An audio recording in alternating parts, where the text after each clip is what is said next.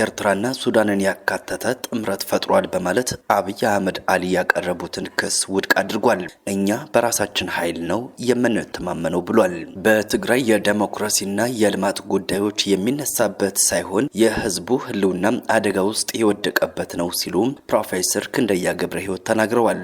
ህገወጥ የሲቪል ሰዎች ግድያ፣ የዘፈቀደና የተራዘመ እስር፣ አስገድዶ መሰወርና ጠለፋ እንዲሁም ማሰቃየትና ኢሰብአዊ አያያዝ በቀጣዮቹ 5 ዓመታትም ለሰብአዊ መብቶች ትግበራ ዋና ዋና ስጋቶች እንደሚሆኑ የኢትዮጵያ ሰብአዊ መብቶች ኮሚሽን ተንብዮአል።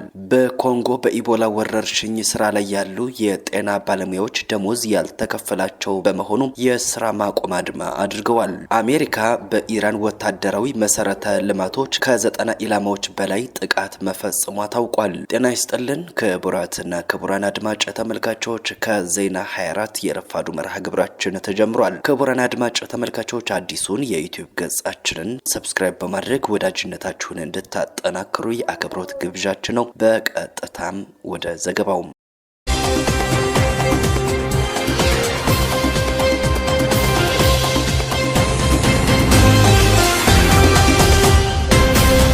ህወሓት ኤርትራና ሱዳንን ያካተተ ጥምረት ፈጥሯል በማለት ጠቅላይ ሚኒስትር አብይ አህመድ አሊ ያቀረቡትን ክስ ውድቅ አድርጓል። በራሳችን ኃይል ነው የምንተማመነው ሲል ተናግሯል። ህዝባዊ ወያነ ሓርነት ትግራይ ህወሓትም ከኤርትራና ከሱዳን ጋራ በጋራ እየሰራ ነው በማለትም ጠቅላይ ሚኒስትር አብይ አህመድ አሊ የሰነዘሩትን ክስ ውድቅ አድርጎታል። ቡድኑ ከየትኛውም የውጭ አካል ጋር ወታደራዊ ድጋፍ እንደማያደርግና በራሱ ኃይል እንደሚተማመን ገልጿል።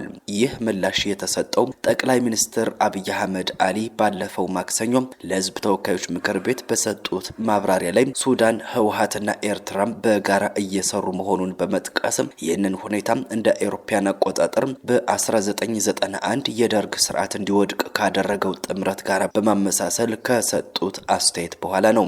ጠቅላይ ሚኒስትሩ ይህ የተባለው ጥምረት በኢትዮጵያ ሉዓላዊነት ላይ የሚያመጣው አደጋ የለም ቢሉ ስማቸውን ያልጠቀሷቸው የውጭ አካላትም ከጀርባ ሆነው እየመሩት መሆኑን ጠቁመዋል። ለእነዚህ ክሶች ምላሽ የሰጡት የህወሓት ቃል አቀባይ ሚካኤል አስገዶም ድርጅታቸው አብረው ተሰልፈው እንዲዋጉለት የውጭ አካላትን በፍጹም ጋብዞ አያውቅም ብለዋል። ይህ በእንዲህ እንዳለም በትግራይ የዲሞክራሲና የልማት ጉዳዮች የሚነሳበት ሳይሆን የህዝቡ ህልውና አደጋ ውስጥ የወደቀበት ነው ሲሉ ፕሮፌሰር ክንደያ ገብረ ሕይወት ገልጸዋል። በትግራይ የልማትና የዲሞክራሲ ጉዳዮች የሚነሱበት ጊዜ ሳይሆን የህዝቡ ህልውና አደጋ ውስጥ የወደቀበት ነው ያሉት ፕሮፌሰሩ የትግራይ ህዝብ አሁን ላይ ከፍተኛ የሆነ የሰብአዊ መብት ረገጣ እየተፈጸመበት ነው ሲሉ ከብሔራዊ የዜና አገልግሎት ጋር ባደረጉት ቆይታ ሲናገሩ ተደምጠዋል። የቀድሞው የህወሓት አባልና የአሁኑ የስምረት ፓርቲ ከፍተኛ ኃላፊ እንዲሁም የትምህርት ሚኒስትር አማካሪ የሆኑት ፕሮፌሰር ክንደያ ገብረ ሕይወትም በትግራይ ክልል እየተካሄደ ስላለው ጉዳይ ወንጀለኛ ነው ብለውታል። በክልሉ የሚገኙ ወጣቶች ወደ ጎረቤት ሀገራት እየተሸጡና ወደ ውክልና ጦርነት እየተሰማሩ ነው ያሉት ክንደያ ይህም በክልሉ ያለውን ሁኔታ አሳሳቢ እያደረገው እንደሆነ ገልጸዋል። የሰብአዊ መብት ረገጣውን በተመለከተም በርካታ የሰብአዊ መብት ተሟጋች ድርጅቶች ያረጋገጡት ጉዳይ ነው ካሉ በኋላም ወጣቶች በጉልበት ታፍሰው ወደ ማሰልጠኛ ማዕከል እየገቡ እንደሆነና የሚገደሉና የሚታሰሩ ወላጆችም በጣም ብዙ ናቸው ብለዋል። ቡድኑ እያስገደደ ወደ ጦር ካምፕ በማስገባት ወታደር ማድረግና ተማሪዎችን ትምህርት አቋርጠው ወደ ካምፕ የማስገባትና የማሰልጠኑን ጉዳይ የተማረው ደግሞ ከኤርትራ ነው ብለዋል። ክንደያክለውም የፕሪቶሪያውን ስምምነት ላለመቀበል የታገሉ ሰዎችም ትግራይን እያመሷት ያሉት እነሱ ናቸው ብለዋል። ይህም አጠቃላይ የሆነ ጥፋት ነው የሚያመጣው ያሉ ሲሆን ህወሓት ጦርነት ቢጀመርም ቢራዘምም ጉዳዩ አይደለም በማለትም ምክንያቱን ሲያስረዱ ደግሞ ከዚህ ሁኔታ አትራፊ ስለሆኑ ነው ብለዋል። አክለውም ከወጣቱ የሚጠበቀው ይህ የከፋ ጉዳይ ማብቃት አለበት፣ ሊታገል ይገባዋል ብለዋል። ህወሓት ለትግራይ ህዝብ ነው የምታገለው የሚለው ጉዳይ ቀልድ ነው ያሉት ፕሮፌሰሩ ህዝቡ ራሱ እንደ ጠላት ነው የሚቆጥረው በማለትም በትግራይ ጉዳይ የሁሉም ርብርብ አስፈላጊ መሆኑን ተናግረው ህወሓት ተጠያቂ የሚሆንበት አሰራር መዘርጋት ይኖርበታል ብለዋል።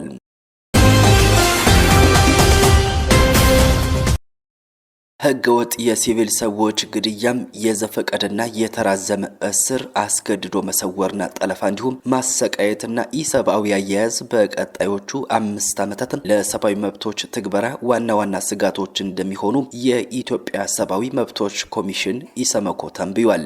ኮሚሽኑ በነጻ ሚዲያና በጋዜጠኞች ላይ እየጨመረ መጥቷል ያለው ገደብና በሲቪል ማህበረሰብ ድርጅቶች ላይ ተጽዕኖ የሚያሳድሩ ያላቸውን እርምጃዎችን እንዲሁም በዋና ስጋትነት መድቧል። መንግስታዊው የሰብአዊ መብት ተቋም ስጋቶቹን ይፋ ያደረገው ከሚቀጥለው ዓመት ጀምሮም እስከ 2023 ድረስ በሚተገበረው የስትራቴጂክ እቅድ ሰነድ ላይ ነው። በዚህ የ5 ዓመት ስትራቴጂክ እቅድ ላይ ኮሚሽኑ ከባለድርሻ አካላት ጋር ትላንት ሐሙስ ሐምሌ 2 አዲስ አበባ በሚገኘው ዋና መስሪያ ቤቱ መክሯል።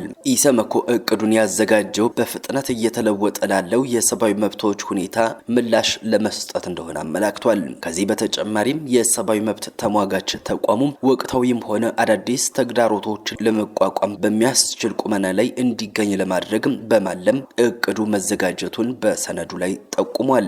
የቀድሞ የተቋሙ ስትራቴጂክ እቅድ የሸፈነው ጊዜ በኢትዮጵያ የቅርብ ጊዜ ታሪክ ውስጥ እጅግ ፈታኝና የተለያዩ ለውጦች በብዛት ከተስተዋሉባቸው ወቅቶች አንዱ ነበር ሲል ኢሰመኮ በአዲሱ ሰነዱ ላይ አስፍሯል።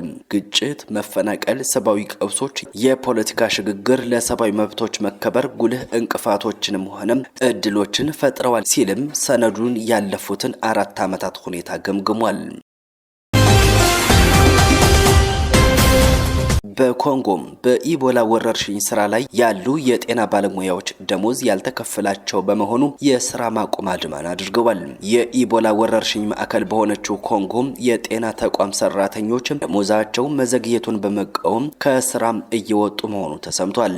ይህ ደግሞ በባለስልጣናት ዘንድ በፍጥነት እየተስፋፋ ላለው በሽታ አፋጣኝ ምላሽ እየተሰጠ ነው ብለው የተናገሩት ወረርሽኝ እንዳይስፋፋ የሚደረገው ጥረትም አደጋ ላይ ሊወድቅ ይችላል ተብሏል። በምስራቅ ኮንጎም በወረርሽኙ ከተጎዱ 3 አውራጃዎች መካከል ከፍተኛ ጉዳት ያስተናገደችው ኢቱሪ አውራጃ ውስጥ አንዳንድ የጤና ባለሙያዎችና ሌሎች የቀድሞ መስመር ሰራተኞች ለአሶሺየትድ ፕሬስ እንደተናገሩት ወረርሽኙ እንደ አውሮፓውያን አቆጣጠር ግንቦት 15 ቀን ሲታወጅ ጀምሮ ደሞዛቸውና ጉርሻቸውን እንዳልተቀበሉ ገልጸዋል። እንዲሁ ውስን ቁሳቁሶችን በመጠቀም ራሳቸው እያከናወኑ መሆናቸውንና በባለስልጣናትና በምላሽ ሰጪ ቡድኖች ፍትሃዊ ያልሆነ አያያዝ እያደረጉባቸው መሆኑን ክስ አቅርበዋል።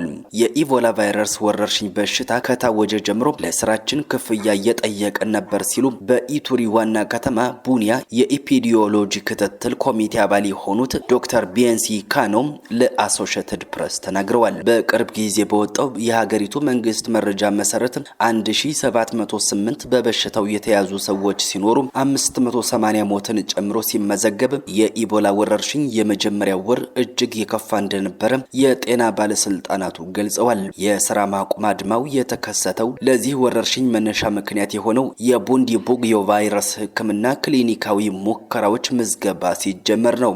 የሕክምና ማዕከላት አቅም እያለቀ መሆኑን የተናገሩት ደግሞ በኮንጎ የዓለም ጤና ድርጅት ተወካይ ዶክተር አንሲያ ሲሆኑ ቫይረሱ በህዝብ እንቅስቃሴና በደህንነት ችግር ምክንያት መስፋፋቱ ተባብሷል ብለዋል።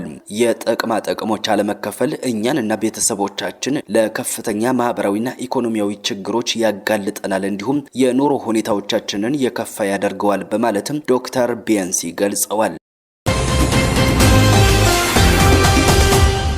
አሜሪካ በኢራን ወታደራዊ መሰረተ ልማቶች ከ90 ኢላማዎች በላይ ጥቃት መፈጸሟ ታውቋል። ከስምምነቱ በኋላ ባገረሸው የአሜሪካና የኢራን ግጭት እየተባባሰ የመጣ ሲሆን አሜሪካ በኢራን ላይ ለሁለተኛ ጊዜ ከ90 ኢላማዎች በላይ ጥቃት መፈጸሟ ታውቋል። ይህ ጥቃት የሰዎችን ሕይወት የቀጠፈ ጭምር እንደሆነ የኢራን ጤና ሚኒስትር አስታውቋል። ጤና ሚኒስትሩ ባለፉት 2 ሌሊቶች 14 ሰዎች መገደላቸውን ከገለጹ በኋላ በርካታ የባህረ ሰላጤው ሀገራት ከኢራን የሚመጡ ጥቃቶችን መመዝገባቸውን ገልጸዋል። የኢራን መገናኛ ብዙሃን በሀገሪቱ ደቡባዊ ጠረፍ አካባቢዎች ፍንዳታዎች መሰማታቸውንና በባህረ ሰላጤው ውስጥ በኢራን ቁጥጥር ስር ያሉ ደሴቶች ላይ ጥቃት መድረሱን የዘገቡ ሲሆን የአሜሪካ ማዕከላዊ እዝ ደግሞ የኢራንን የድሮን ባሊስቲክ ሚሳኤል ማከማቻ በባህር ላይና በወታደራዊ መሰረተ ልማቶች ላይ እንዲሁም በአብዮታዊ ዘቡ ላይ ከባድ የሆነ ጥቃት ፈጽሜያለሁ ብሏል። ቴሄራን በበኩሏም በኳታር በኩዌትና በባህሬን የሚገኙ የአሜሪካ ወታደራዊ የጦር ሰፈሮችን ኢላማ አድርጋ መምታቷን ገልጻለች። ከአሜሪካ ጋር ዋና ተደራዳሪ የሆኑት ሙሐመድ ባገር ጋሊባፍም አሜሪካ ጉልበት መጠቀምና ቃል ማፍረስን ዋጋ የሌለው መሆኑን አሁንም አልተማረችም በማለት ተናግረዋል። ትራምፕ በበኩላቸው ኢራን ስምምነት ማድረግ ትፈልጋለች፣ ነገር ግን ለዚህ ብቁ መሆኗን አላውቅም ማለታቸውን ቢቢሲ ዘግቦታል። ትራምፕ ከኔቶ ጋር ስብሰባ ባካሄዱበት ወቅትም በተደጋጋሚ ኢራናውያንን ሲዘልፉ እንደነበረም ዘገባው ጠቅሷል። ይህ ጥቃት ትራምፕ የድርድሩን ጊዜ ማባከን ነው ብለው በተናገሩ 24 ሰዓት ሳይሞላው የተፈጸመ ነው። እነዚህ እርምጃዎች የተከተሉት ማክሰኞ ዕለት አሜሪካ በኢራን ላይ የፈጸመችውን ጥቃት ተከትሎ ሲሆን የአሜሪካ ማዕከላዊ እዝ እንደገለጸው ጥቃቱ በሆርሙዝ ወሽመጥ በኩል በሚያልፉ 3 የንግድ መርከቦች ላይ ለተፈጸመው ጥቃት ምላሽ ነበር። ይህ በእንዲህ እንዳለም የአያቶላህ አሊ ሐሜኒ ስርዓተ ቀብራቸው ተፈጽሟል። አሜሪካና እስራኤል ባለፈው የካቲት ማብቂያ ላይ የገደሏቸው የኢራን የፖለቲካና የሃይማኖት መሪ አያቶላህ አሊ ሐሜኒ ትላንት ስርዓተ ቀብራቸው ተፈጽሟል። እስራኤልና አሜሪካ በኢራን ላይ ጦርነት በከፈቱበት ዕለት የካቲት 28 2026 ሐሜኒ ሌላ ሴት ልጃቸውን፣ የልጅ ልጃቸውን፣ አማቻቸውንና 11 ባለስልጣኖቻቸው ተገድለዋል። ባለቤታቸውም ክፉኛ ቆስለው ቆይተው ሞተዋል። የሐሜኒ ስልጣን የያዙት የኢራን ጠቅላይ ሚኒስትር መሪ ሙጅታባ ሐሜኒ የዚያን ቀን ቆስለዋል። ሙጅታባ ጠቅላይ መሪነቱን ስልጣን ቢይዙም እስከ ዛሬ ድረስ ለህዝብ እይታ አልቀረቡም። ካለፈው ሳምንት ጀምሮ ለአባታቸው በተደረገው የሽኝት ስርዓትም ሆነ በትላንትናው የቀብር ስነ ስርዓት ላይ አልተገኙም። ኢራንን ከ30 ዓመት በላይ የመሩት አሊ ሐሜኒ ትላንት የተቀበሩት በሀገሪቱ ሰሜን ምስራቅ ቅዱስ የቀብር ስፍራ ማሻሃድ ውስጥ ነው። ማሻሃድ የሐሜኒ የትውልድ ስፍራም እንደሆነች ይታወቃል። ክቡራን አድማጭ ተመልካቾች የሰዓቱ ዘገባዎቻችን የተከታተላችኋቸውን ይመስሉ ነበር። ቪዲዮ ላይክ፣ ቻናሉን ሰብስክራይብ ማድረጋችሁን አትዘንጉም። በሰላም ዋሉ።